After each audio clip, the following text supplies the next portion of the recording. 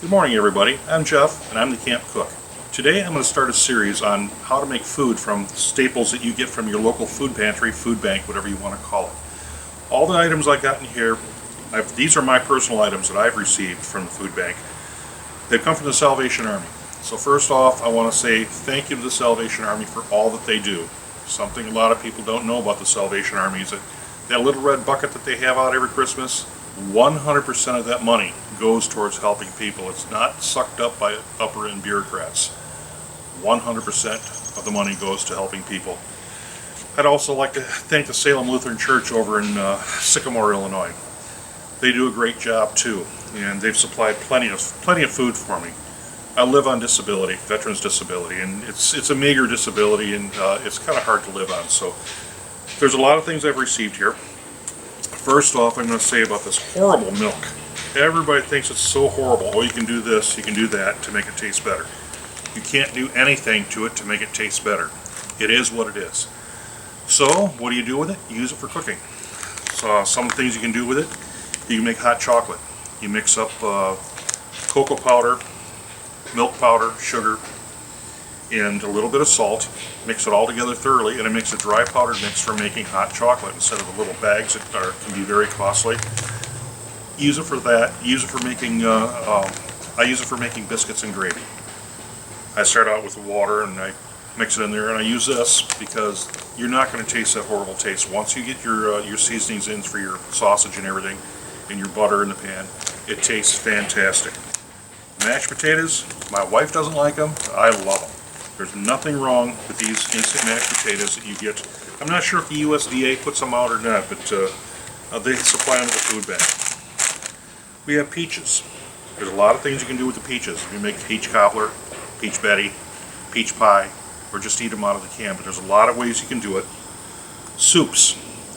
You can make casseroles. You can have them as plain soup, or you can use them in casseroles and other things.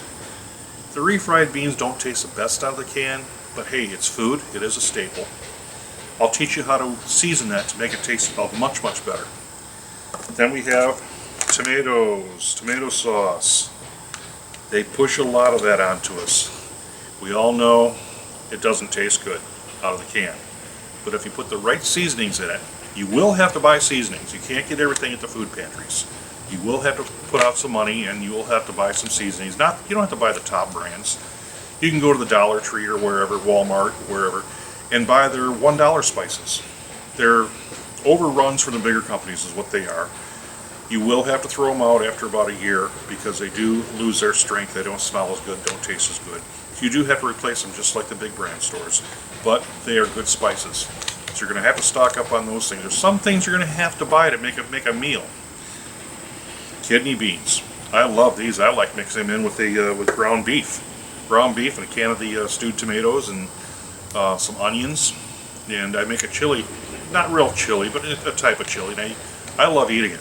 It's delicious. Tuna. A lot of the tuna, this is the good stuff here. A lot of the tuna is like mushed cat food if you look inside of it. Tuna's not what it used to be when I was growing up. Things have changed, and they're slipping by anything they possibly can. But you get all kinds of tuna from the food bank. You have to strain it out, put it in a strainer. So buy a strainer. It's one of the items you're going to have to buy from the dollar store is buy a strainer, a mesh strainer to put your tuna in, and other items too. You want to strain out. You don't want to use any of the juices. The peach juice isn't that bad, but the juices from anything else really isn't that good. I guess from the diced tomatoes. It's okay, but you want to dump this juice off. You just want to dump it off. Same thing with on the salmon, and really anything in canned goods, corn, beans, canned beans that have a liquid in. You want to dump all that stuff off. We have the pork here. This stuff really looks bad coming out of the can. You can turn that into some delicious barbecue. There's all kinds of things you can do with this pork. You can actually cook it and turn it into, I guess you can't call it bacon bits, but it'll be just like bacon bits. Add a little salt, boil everything off, cook it down in the fat, and strain it off. And it'll be just like bacon bits to put on your salad or whatever else you're going to use.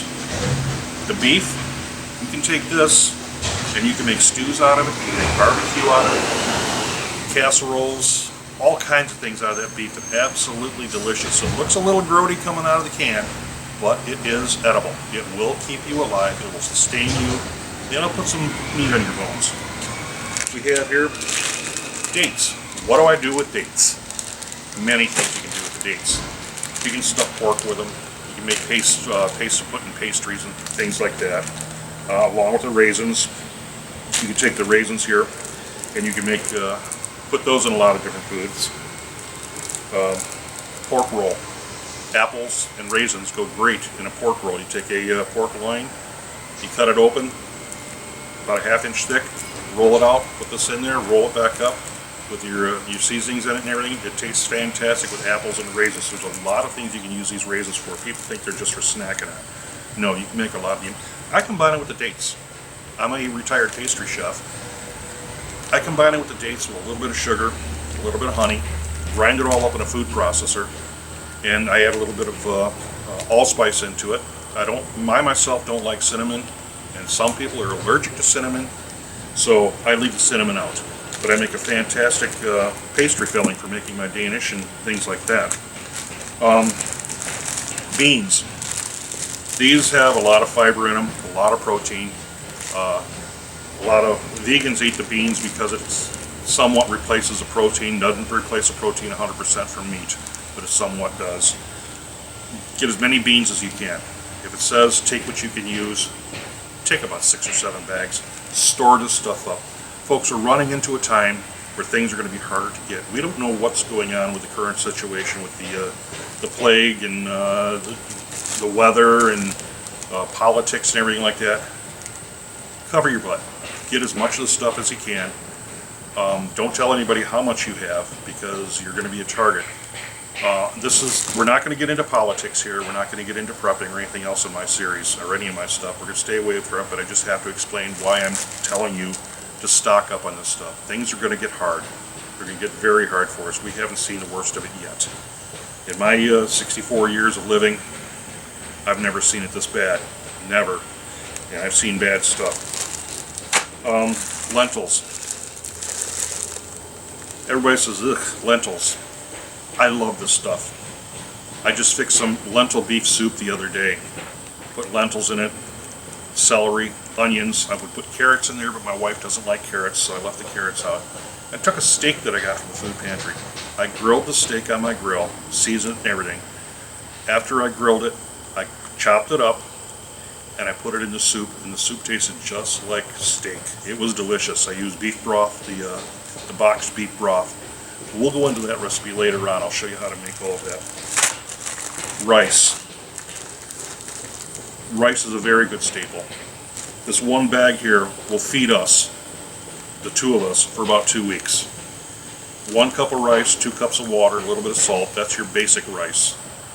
It puffs up and it feeds a lot. It feeds a lot. So rice is getting hard to get with everything going on over in Asia and stuff, with all the weather, the monsoons and all that. Their rice crops are failing. India is one of the top rice producers. They're having rice crop failures because of the weather. It's El Nino. It's that time of the year, that time of the cycle. So stock up on rice. Do everything you can to stock that up. Pancake mix. It's not just for making pancakes, folks. You can use it for a lot of things. Battering chicken, making corn dogs, making pizza, making muffins. There's a whole myriad of things you can use pancake mix for. Use it as a thickener. I always use this pancake mix when I'm making my biscuits and gravy with this milk. And I use turkey. I make my own sausage out of turkey that I get from the food bank. I don't have any here today, but I make my own sausage, and it makes an excellent biscuits, excellent gravy. You can make the biscuits out of this, and make the sausage gravy out of the other staples, the dry milk, the turkey. You can use beef. You can use pork sausage if you want. In one of my other videos, I'll share the recipe that I have that I use with pork and use with turkey as well. I have a heart condition. I'm not supposed to have pork, so I have it. believe me, I have it, but I steer away from it mostly and try and supplement it with turkey. And I eat a lot of beef, a lot of lamb. I eat a ton of lamb. Ask for lamb. They don't always put it out because a lot of people don't like lamb. It's delicious if you know how to prepare it properly. Ask the food pantry if they have any lamb in storage any place, or if they can get you some the next trip around. So, Jiffy corn muffin mix. You see this a lot of times at the food pantries as well. Oh, it's for corn muffins. No, it's for a lot of things. We take it in our household, combined with, I got it here, the corn, the whole kernel corn here. We grind up the whole kernel corn, add some eggs and some sugar and cinnamon. Like I say, I don't like cinnamon that much, but it does taste good in this. And a few other ingredients, melted butter. And we add this Jiffy corn muffin mix into the batch as well. We pour it out onto a pan, we layer it with cheese and pour more of the batter over the top of that, and we bake it. It's something my wife loves dearly, my whole family loves it, something called huminta. We do our catch on it. It's wrapped up in corn husks in Bolivia, but we just put it in the pan and brown it and cut it up in squares. Absolutely delicious and addictive. It's great. The Jiffy corn muffin mix can be used in a lot of different things. You combine it with the pancake mix, a little bit of salt and other stuff, because the pancake mix can be kind of sweet. But you can make a batter for making corn dogs, or what I like to do corn brats. Instead of using hot dogs, I cook bratwurst and make it like a corn dog. I add a little extra spices and stuff in the batter, which I'll go over in one of my other videos. But I add that to the mix, and you want to have a little bit of crunch in it, along with, this is the best. If you don't have this, use this or use this. This is actually the best for making a corn dog. It's cornmeal. People forgot how to use cornmeal.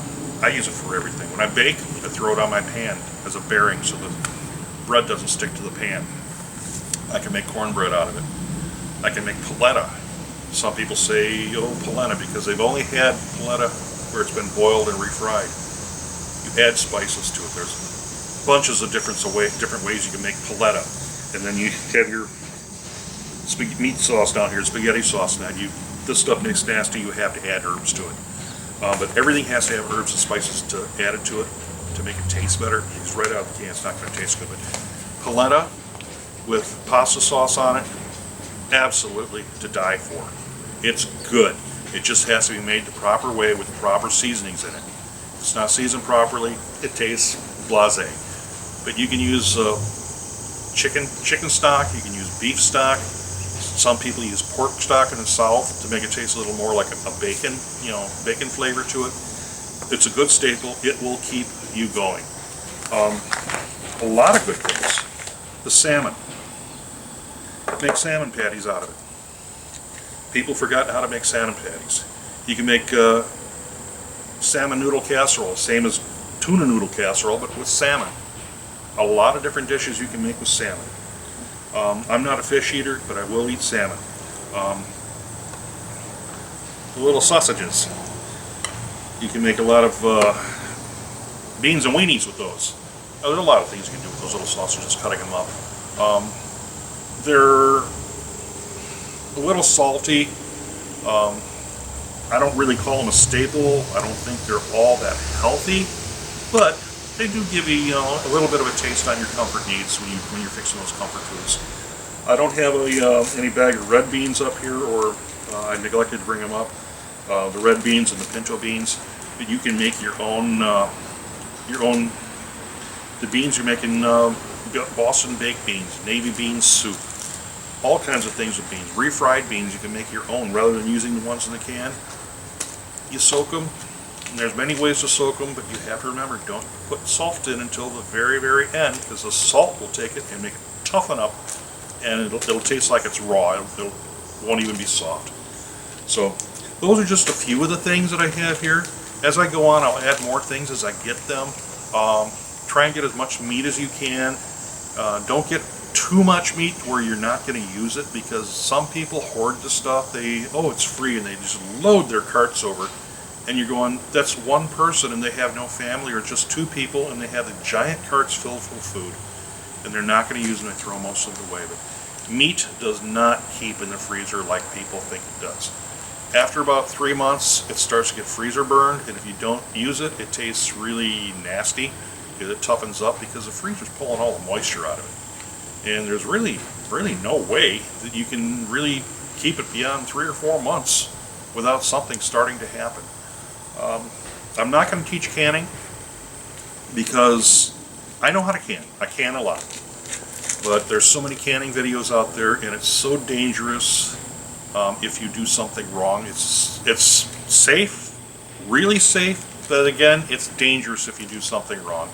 And I don't want to be held liable for anybody getting sick. So I'm going to leave those videos up to other people. I'm just here to teach you how to cook. I have 40 years professional experience. I got out of the Marine Corps back in '77 and went into culinary right after that. Couldn't really find anything to do because of the problems I had with the Marine Corps. Culinary is about the only thing I really got into, but it's been my staple for 40 years. I've raised my family, on culinary. There's a lot of different ways to do things. I have some friends out there who are professional chefs and teachers, and I know they're going to criticize me, but hey, everybody does everything different. I'm primarily a pastry chef. I'm not the best. I won't say that I'm the best. I'm mediocre, but I know how to get things done. But what I know how to do, I will teach you. Gonna be making mistakes. We all make mistakes. I learned from all my mistakes. But we're gonna have fun here. With that, I just want to say thank you so much, and let's go cook.